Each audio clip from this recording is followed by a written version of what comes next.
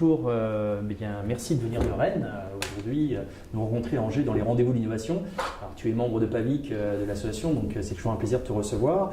Et surtout, là aujourd'hui, on va parler d'un sujet qui intéresse beaucoup de monde et dont la compréhension n'est pas toujours très simple, puisqu'on va parler de données.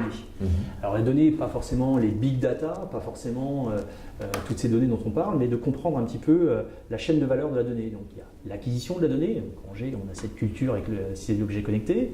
Il y a le transport de la donnée, on va transporter ces données, mais il y a surtout l'acquisition, le traitement et la visualisation. Donc, je crois savoir que c'est un peu votre credo, c'est le développement. Donc, est-ce que tu peux nous parler de ton entreprise et de votre savoir-faire dans l'entreprise? D'accord, merci de me recevoir. Donc effectivement, on est une jeune entreprise rennaise créée il y a 1 an et notre cœur de métier, c'est la collaboration des acteurs du territoire autour de la donnée numérique. Donc, comment faire en sorte que les acteurs d'un territoire, qu'ils soient publics, privés, petits ou grands, puissent coopérer de manière efficace autour de la donnée numérique. Oui. Donc on a 4 grands piliers sur notre plateforme cloud. L'intégration de données d'un côté, multi-domaine, multi-échelle, multi-métier, avec différentes temporalités. On a ensuite un deuxième pilier qui est la visualisation, comme tu le disais, la visualisation de données, donc sous différentes formes, cartographie 2D, cartographie 3D, analytics et les séries temporelles. C'est un sujet très important pour nous, le temps dans la donnée.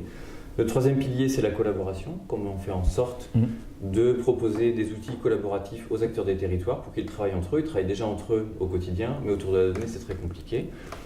Et le dernier pilier de notre plateforme, c'est l'ouverture de la plateforme via un jeu d'API. Alors c'est un mot un peu technique, mais en gros, ce sont des poignées pour les développeurs pour développer des modules métiers. On a un positionnement assez original par rapport aux acteurs des territoires, par rapport notamment aux autres éditeurs du logiciel, c'est qu'on veut offrir cette solution aux petits et moyens acteurs, petites et moyennes collectivités, petits et moyens acteurs privés des territoires, ce qui nous différencie des grands éditeurs de logiciels comme on peut trouver IBM, Esri, etc. Voilà le métier d'Eagle. D'accord. Donc l'intérêt surtout, ce que l'on voit aujourd'hui, c'est que vous êtes capable d'apporter une couche de service. Tout territoire possède des données. Aujourd'hui, on est dans la donnée territoriale, on n'est plus dans une donnée de masse. De comprendre, puisque les problématiques du territoire n'est plus de dire je pense que, j'imagine que, c'est d'avoir une vraie vision ROI quand je mets un équipement, de savoir si cet équipement est vraiment utilisé. Lorsque je mets un service, de savoir s'il correspond à un besoin.